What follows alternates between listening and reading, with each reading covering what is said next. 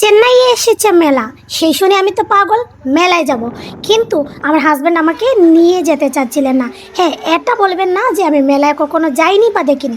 মেলায় গিয়েছি, ঘুরেছি অনেক, বাট চেন্নাইয়ের মেলায় কখনো যাওয়া হয়নি, বা চেন্নাই যে মেলা হয় এই এত বছর ধরে শুনিনি, আজ প্রথমবার শুনতে পারছি এখানে মেলা বসেছে।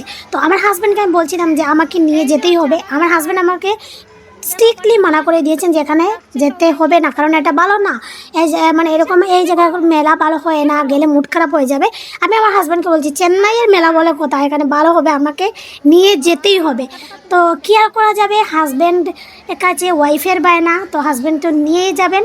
তো সেই কথা শুনে আমাদের সবাইকে সেখানে নিয়ে গেলেন। বাইরে বাহিরটা দেখে ভাবলাম অনেক সুন্দর হবে, তো টিকিট করে ভিতরে ঢুকে পড়লাম। ভিতরে ঢুকার পর একদম এইসব জিনিস দেখে মুডটা পুরো খারাপ হয়ে গেছে।